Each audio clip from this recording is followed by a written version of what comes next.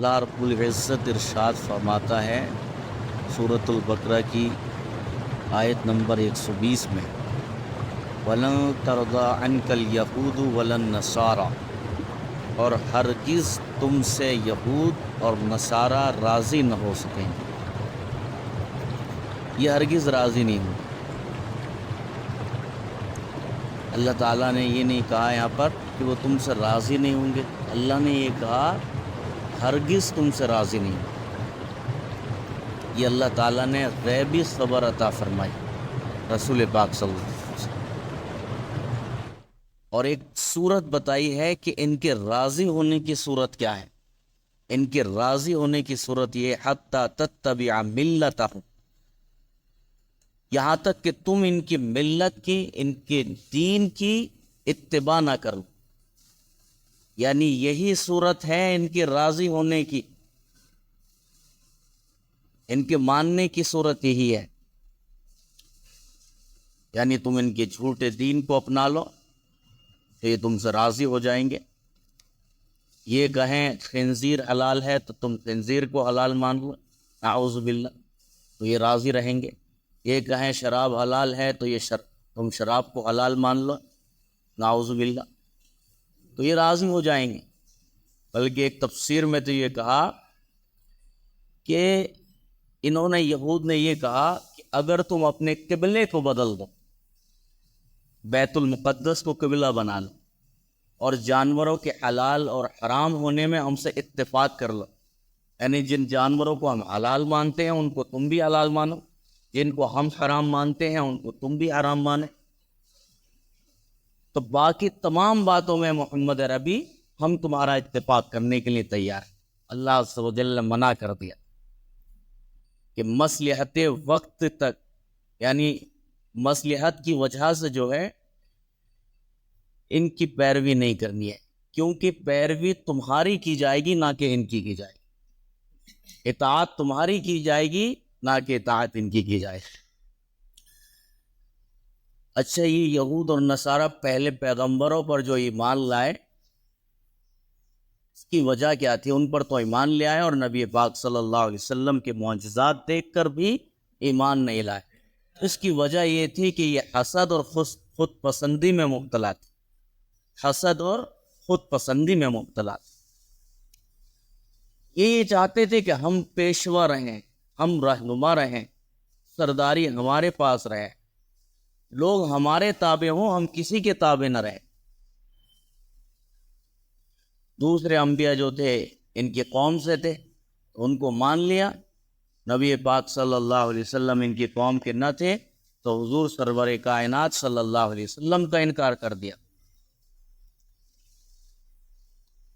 اللہ تعالیٰ نے یہاں پر یہود اور نصارہ کا خصوصی طور پر ذکر کیا ہے کہ ہرگز تم سے راضی نہیں ہوں گے، بلکہ اہل کفر تو مجموعی طور پر جو ہے تم سے ہرگز راضی نہ ہوں گے۔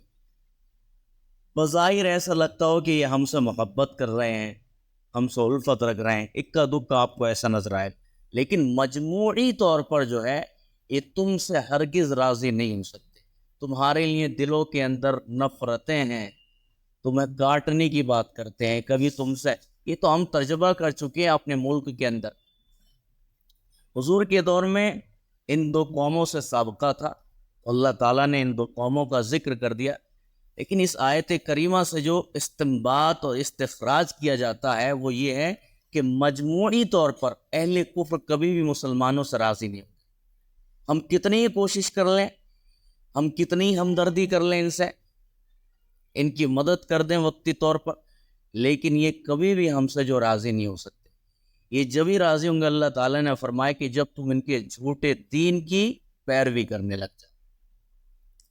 اطاعت اور اتباع جو ہے ان میں فرق ہے تھوڑا سا۔ اطاعت تو اللہ تبارک و تعالیٰ کی بھی ہوتی ہے، اطاعت رسول پاک صلی اللہ علیہ وسلم کی بھی ہوتی ہے، اطیعوا اللہ واطیعوا الرسول واولی الامر منکم، لیکن صرف اتباع کا جو حق ہے وہ پیارے مصطفیٰ علیہ الصلوۃ والسلام کا ہے۔ اللہ نے فرمایا فاتبعونی یحببکم اللہ، کہ جو میرے محبوب کی اتباع کرے گا، اللہ نے فرمایا تم کہہ دو میری اتباع کرو، اللہ تعالیٰ تمہیں اپنا محبوب بنا لے۔ یعنی اللہ کی محبوبیت کا جو معیار بنایا ہے وہ حضور علیہ السلام کی اتباع میں۔ اگر ہم حضور کو چھوڑ کر کسی اور کی اتباع کرتے ہیں تو کبھی بھی ہم اللہ کے محبوب نہیں ہو سکتے۔ اور آج ہم دیکھ رہے ہیں کہ ہماری قوم جو ذلیل و رسوا ہے، آج ہماری قوم کا جو وقار مجروح ہے، آج ہم دوسروں کی توجہ چاہتے ہیں لیکن اپنی قوم سے کتنی نفرت ہے ہمارے دل کے اندر ہے۔ میں ابھی جمعہ کے اندر اس پر تبصرہ کیا تھا۔ ہمیں اگر عزت مل سکتی ہے اللہ کی عطا سے تو ہماری قوم کے ذریعے مل سکتی ہے، باقی غیر اقوام سے ہمیں عزتیں نہیں ملیں گی۔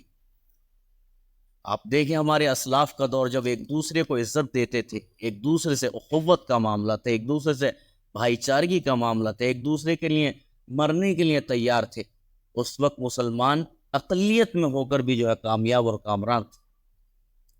عصر حاضر کے اندر ہمیں بہت ساری چنوتیاں ہیں اور چیلنجز ہیں، ان کا ہمیں سامنا کرنا ہے۔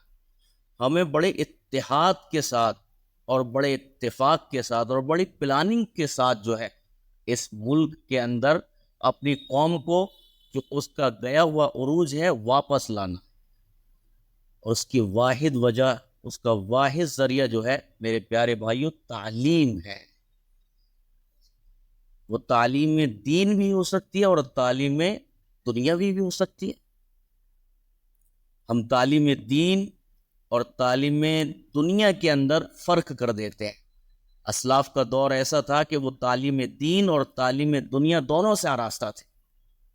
ہمارے اسلاف کو دیکھیں، حضرت امام جعفر صادق جن کو دا فادر آف کیمسٹری کا لقب اور ٹائٹل حاصل، تو اپنی قوم کے ہاتھ میں، اپنی بچوں کے ہاتھ میں قلم ضرور دیں۔ ایک ہاتھ میں قلم ہو تو دوسرے ہاتھ میں اس کو قرآن مجید کی تعلیم کے لیے وہ کتاب بھی عطا فرمائے، تاکہ وہ یونیورسٹیز کے اندر، کالج، اسکولوں کے اندر جا کر غیر اقوام کی تہذیب سے متاثر نہ ہو جائے۔ اور آج جو الحاد کا، ایتھیزم کا غلبہ آپ دیکھتے چلے جا رہے ہیں، ابھی آپ کو پتہ بھی نہیں ہوگا الحاد کیا چیز ہے، یعنی خدا کی ذات کا منکر، اسلام کا دشمن۔ یہ بات جو اللہ تعالیٰ نے فرمائی ہے نا، وَلَن تَرْضَىٰ عَنْكَ الْيَهُودُ وَلَا النَّصَارَىٰ، کہ ہرگز تم سے یہود اور نصارہ راضی نہیں ہوں گے۔ کس وجہ سے؟ اس کی علت کیا ہے؟ ریزن اس کا یہ ہے کہ تم اسلام کو فالو کرتے ہو۔ مسلمانوں سے کبھی بھی وہ کہیں گے ہم مسلمانوں کو تو دوست رکھتے ہیں، لیکن ہمیں پریشانی جو ہے وہ اسلام سے۔ بہت سارے ایتھیز وغیرہ، میں نے خود ان کی اسپیچز سنی ہیں، وہ کہتے ہیں کہ مسلمان تو اچھے ہوتے ہیں لیکن خرابی ان کے دین میں ہے، اسلام کے اندر۔ اللہ تبارک و تعالیٰ نے قرآن کے اندر ہمیں پیارے مصطفیٰ علیہ السلام کے ذریعے جو آیت کریمہ ہے اقرأ بسم ربک الذی خلق، اس کے اندر یہی پیغام دیا ہے کہ تم پڑھو اور کامیاب ہوگا۔ اس لیے ہمیں اتفاق کرنا ہے، مسلمانوں کی ہمدردی اپنے دل کے اندر لانی ہے، نفرتیں نکال دیں اپنے اندر سے، ختم کر دیں، صحابہ کی زندگی کو سامنے رکھیں، رسول پاک صلی اللہ علیہ وسلم کی زندگی کو اپنے سامنے رکھیں۔ ہمارے سامنے اگر کوئی بچہ ایسا ہے کہ جو ذہن کا بڑا تیز ہے اور اس کا شوق بھی ہے پڑھنے کا، تو ہم اپنی قوم کے اس بچے کو آگے پہنچانے کی کوشش کریں، اس کو کامیاب کرنے کی کوشش کریں۔ ان مالداروں سے پرسش کی جائے گی میدان محشر میں کہ جن کے سامنے لوگوں نے سوسائڈ کی تھی، آتما ہتیا کی تھی، کس وجہ سے؟ کبھی قرض کی وجہ سے، کبھی کسی اور وجہ سے، تو وہ اپنا مال جو ہے تجوریوں میں گن گن کر رکھے۔ اللہ تعالیٰ نے جو قرآن مجید میں مال کی مذمت کے طور پر یہ بیان کیا نا، یہ ایسے ہی لوگ ہیں، الذی جمع مالا وعددا، اس کی خرابی ہے جو مال کو گن گن کر رکھتا اور جوڑتا ہے، یعنی اپنا مال جو ہے اپنی قوم پر، ضرورت مندوں پر خرچ نہیں کرتا۔ ہمارے مسلمانوں کا مال کس قدر دیکھیں آپ، ضائع ہو جاتا ہے۔ شادیوں میں جا کر آپ دیکھیں، اور بہت ساری جگہوں پر آپ جا کے مزارات پر جا کر دیکھیں آپ، کیا وہ صاحب مزار جو ہیں انہوں نے کہا ہے کہ ہماری مزار پر آ کر جو ہے تجوریاں بھر دینا؟ آپ اجمیر جا کر دیکھیں، جو وہاں پر دو دیگیں رکھی ہوئی ہیں نا، اس کا ہی جو ہے انکم اگر آپ دیکھیں گے سال بھر کی، تو آپ اندازہ نہیں لگا سکتے۔ اگر آپ کے سامنے کھول دی جائے تو آپ تعجب کریں گے۔ تو یہی مال اگر ہماری قوم کے بچوں کی تعلیم پر لگایا جائے، ہماری قوم کے لیے جو ہے اسکول اور کالج کھولے جائیں. آج ہمارے سامنے کتنی چنوتیاں ہیں, کتنی جگہوں پر ہمارے سامنے یہ واردات اور واقعات موجود ہیں. کہیں حجاب کے نام پر ہمیں پریشان کیا جاتا ہے, کہیں جو ہمارے ساتھ جو ہے بے دعاو کیا جا رہا ہے, لیکن پھر بھی ہماری آنکھیں نہیں کھلیں گی. ہمارے بھائیوں کے خون سے سڑکیں لال ہیں, ہماری مساجد پر جو ہے قبضے کیے جا رہے ہیں, ہمیں ذلیل و رسوا کیا جا رہا ہے. نیوز اینکر ہمیں رسوا کرنے کی کوشش کرتے ہیں, لیکن ہماری آنکھیں نہیں کھلیں گی. ہم ایک دوسرے سے پھر بھی نفرت کریں گے, ایک دوسرے کے چرچے کریں گے, رسوا کرنے کی کوشش کریں گے. کب آئے گی ہمارے دل میں ایک دوسرے کے لیے محبت, ایک دوسرے کے لیے درد جو صحابہ کے اندر تھا, وہ درد لائیں میرے بھائیوں. اور اگر اللہ نے آپ کو اس قابل کیا ہے, کسی بھی قابل کیا ہے آپ نے, کسی بھی میدان میں, کسی بھی فن میں, اس فن کے ذریعے, اس علم کے ذریعے اپنی قوم کو نفع پہنچانے کی کوشش کریں. اگر آپ کی سچی نیت ہے, نیت المؤمن خیر من عملی, تو اللہ تبارک و تعالیٰ اس پر بھی آپ کو اجر عطا فرمائے. ہمدردی لائیں اپنی قوم کے اندر. اللہ تعالیٰ ان باتوں پر عمل کی توفیق عطا فرمائے. آمین بجاہ نبی الامین صلی اللہ.